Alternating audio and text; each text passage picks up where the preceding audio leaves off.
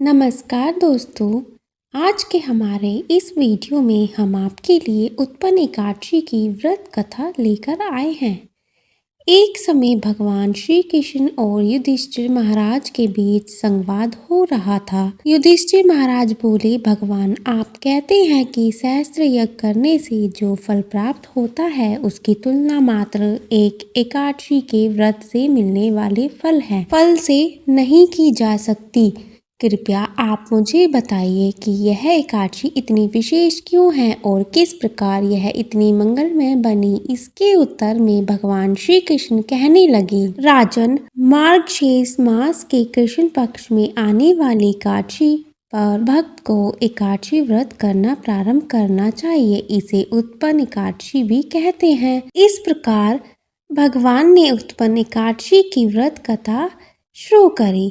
सतयुग में एक समय मूल नामक एक अत्यंत भयानक दैत्य रहता था, जिसने अपने क्रोध और बाहुबली से स्वर्ग के राजा इंद्र सहित समस्त देवताओं को पराजित करके अपने नियंत्रण में कर लिया था। इसलिए स्थिति से मुक्ति प्राप्त करने हेतु ब्रह्मा जी की अध्यक्षता में सभी देवता शिव जी की शरण में पहुँचे। भक्तजनों उसके बाद और स्वयं को बचाने के लिए भोलेनाथ से प्रार्थना करने लगे।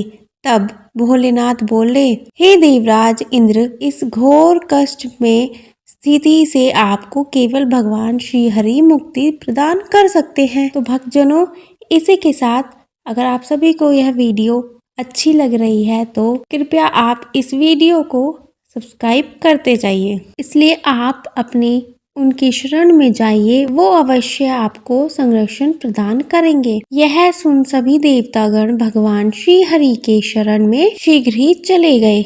वहां जाकर उन्होंने भगवान विष्णु से प्रार्थना करी और कहने लगे, अपने आने वाले की रक्षा काटली दैत्य उत्पन्न हुआ था, जिसने सभी देवताओं का संहार करने की प्रतिज्ञा ली थी।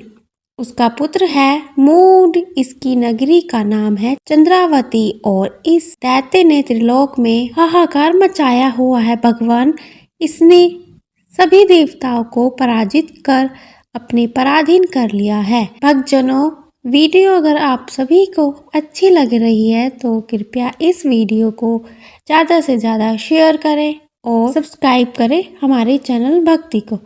हमारी रक्षा करें। यह सुनकर भगवान श्री हरि क्रोधित हो गए और उन्होंने सभी देवताओं से कहा कि वह सभी इस क्षण चंद्रावती पर आक्रमण करें और भगवान स्वयं इस युद्ध का नेतृत्व करेंगे। जब मोर दैत्य ने उन सभी को अपनी नगरी की ओर आते हुए देखा तो वो अपने सैनिकों के साथ गर्जना करते हुए आगे बढ़ा।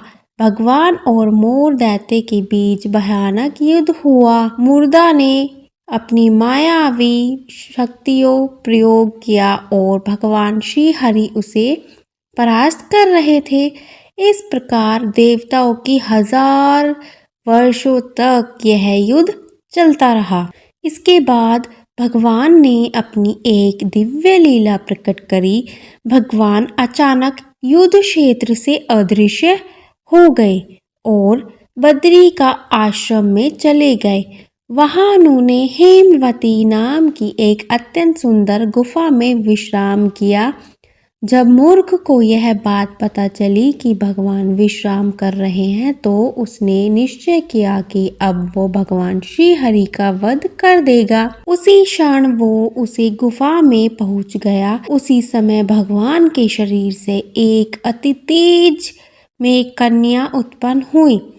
वह बिजली के समान तीव्र और समस्त अस्त्र शस्त्रों से सुसज्जित इस कन्या ने मोर को युद्ध के लिए ललकारा। इस अत्यंत कांति में कन्या को देखकर मोर भी आश्चर्यचकित हो गया। युद्ध की ललकार को उसने अनसुना नहीं करा और उसने भगवान को छोड़कर उससे कन्या से युद्ध प्रारंभ कर दिया। अचानक उसे कन्या के सभी अस्त्रों का विनाश करते हुए उसका सर धड़ से अलग कर दिया, जिससे उसकी मृत्यु हो गई। जैसे ही उसकी मृत्यु हुई, भगवान श्री हरि निद्रा से उठे और उस तेजस्वी कन्या से पूछने लगे, हे देवी, आप कौन हैं और इस असुर का वध किसने किया? तब वह कन्या हाथ जोड़कर विनम्रता से कहने लगी, पूर्ण पुरुषोत्तम भगवान श्री हरि, मैं आपके ही दिव्य शरीर से उत्पन्न हुई हूँ और यह आपको क्षति पहुँचाना चाहता था, इसलिए मैंने इसका वध कर दिया। यह सुन भगवान अत्यंत प्रसन्न हुए और कहने लगे, हे देवी, आपने सभी देवताओं को इस महान संकट से बचाया है और आपके इस पराक्रम से मैं अति प्रसन्न हूँ। आपको जो मांगना है मांग लीजिए। यह सुन वो कन्या बोली, हे प्रभु, यदि आप मुझसे प्रसन्न हैं तो मुझे वरदान दीजिए कि आज के दिन मैं उत्पन्न हुई हूँ। जो भी व्यक्ति आज के दिन उपवास कर और आपकी पूजा आराधना करे, मैं उसके समस्त पाप नाश कर सकूं। जो भी व्यक्ति आज के दिन संध्या के समय भोजन ग्रहण करे, यह संपूर्ण उपवास का पालन करे, आप उसे व्यक्ति को सुख, संपत्ति और मोक्ष प्रदान करेंगे।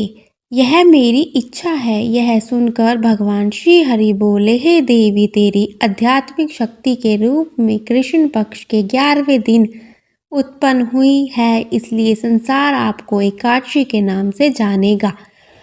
आपकी उत्पत्ति का यह दिन मुझे अति प्रिय होगा। आगे भगवान श्री कृष्ण कहते हैं, कुंती पुत्र जो भक्त एकादशी के व्रत का पालन करना चाहते हैं, वह उत्पन्न एकादशी से यह व्रत प्रारंभ कर सकते हैं। इस एकादशी का व्रत करने से हजारों युगों तक अधिक फल प्राप्त होगा। एकादशी माता की जय। ओम श्री कृष्णाय नमः।